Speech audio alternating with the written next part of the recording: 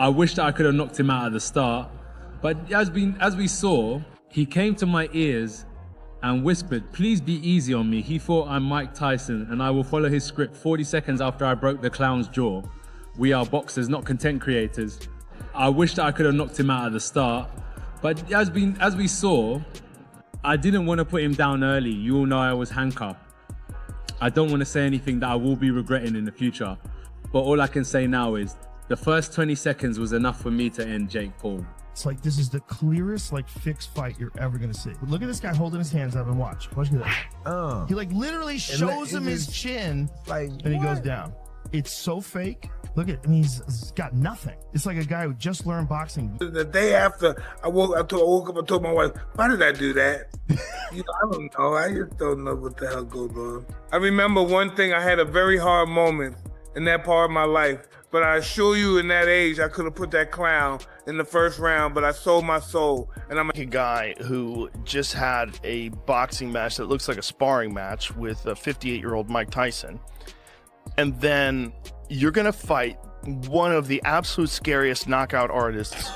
So we're talking heavyweight boxing here, and when pros study fight footage, they're looking at completely different things than casual fans.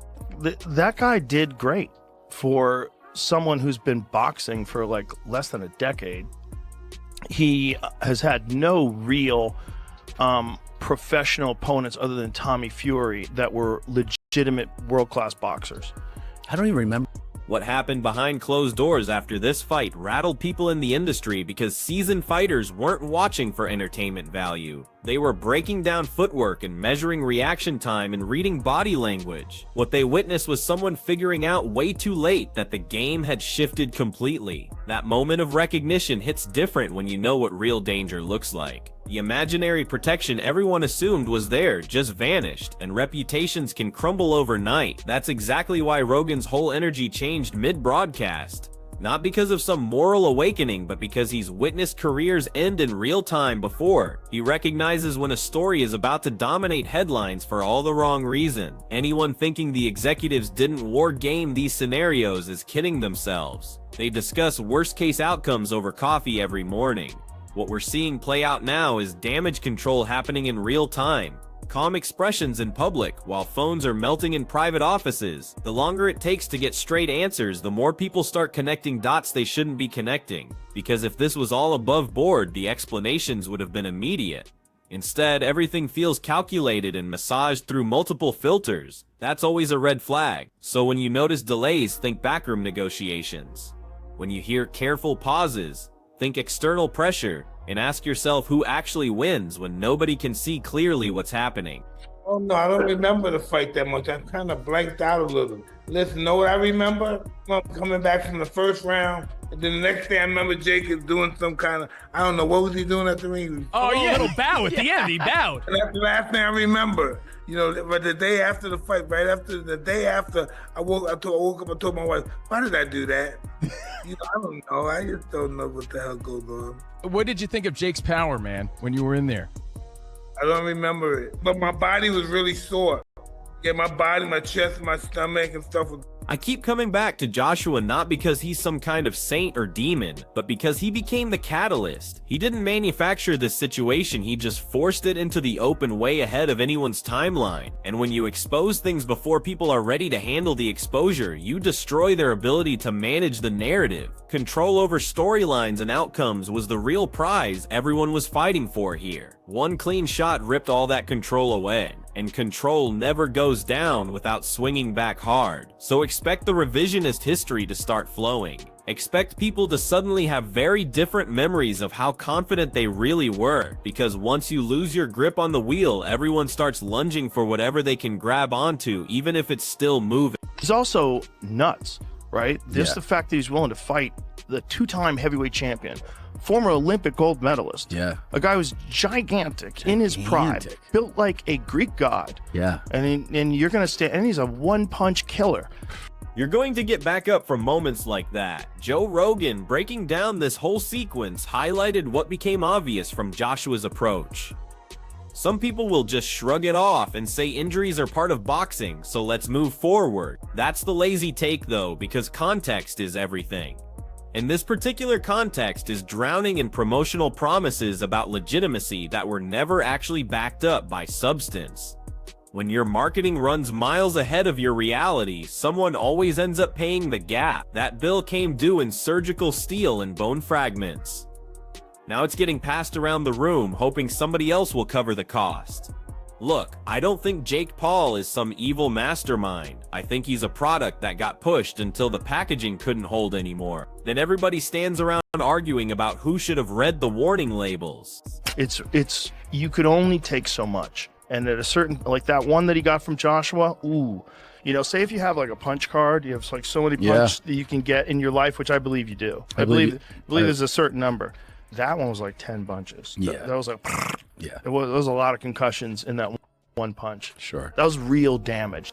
What's really going to mess with your head is how fast the ripple effects are already spreading. Fighters second-guessing opportunities they would have jumped at last month, athletic commissions asking harder questions during licensing meetings, insurance companies raising eyebrows at policy applications. When easy money starts sweating, the loyalty disappears almost instantly. That's when all the public praise turns into private distance really quietly. Fans can smell authenticity from a mile away even if they enjoy the circus. Joshua delivered something raw and unfiltered that reminded everyone what the real thing actually looks like. Once audiences taste that level of genuine competition again, the watered-down versions stop moving tickets. That terrifies anyone whose entire business model depends on keeping things blurry. In pain?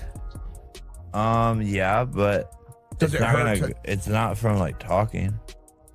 Talk to me about what your jaw feels like, because you got It's like a baseball in there. two plates.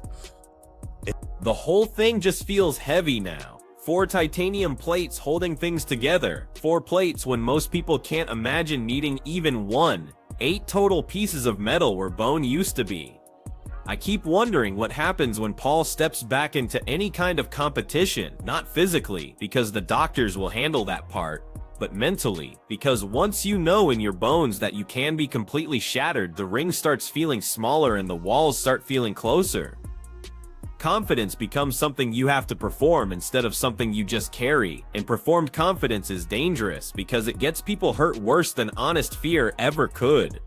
That's not opinion, that's documented history. And history has this ruthless way of repeating itself exactly when people think they've moved past it. Lurking underneath all the public statements is the legal and regulatory angle that nobody wants to discuss openly because athletic commissions absolutely hate being embarrassed.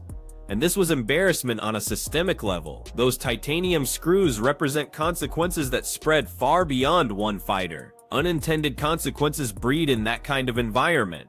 I feel like we're only seeing the sanitized version of events right now. The messier conversations are happening in conference rooms where blame gets distributed and official stories get aligned. Those closed-door meetings determine what happens next, not press conferences.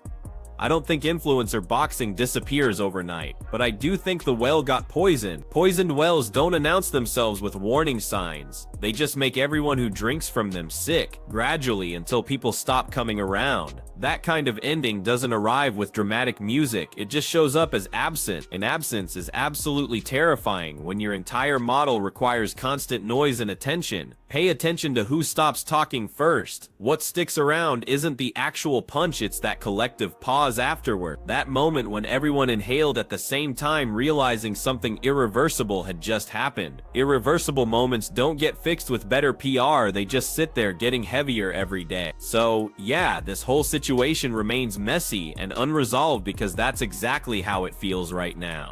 Unresolved and still changing shape until real honesty replaces choreographed responses. This story keeps developing new cracks, and cracks have a tendency to spread on their own timeline. Right now, it feels like we're all standing on something that hasn't finished breaking yet. I swear there's something else about to surface. Something they really don't want anyone connecting to the bigger picture. After this whole fight, maybe there could be a rematch situation. He performed well considering everything, but trying it again might be worth exploring. Whether that's something worth pursuing in terms of risk and reward calculation. This ends with commissions panicking and insurance companies freezing applications and a business model bleeding out where everyone can see it. Rewind this with me, because if you blink, you miss the exact moment reality punched straight through the script and everything started screaming simultaneously.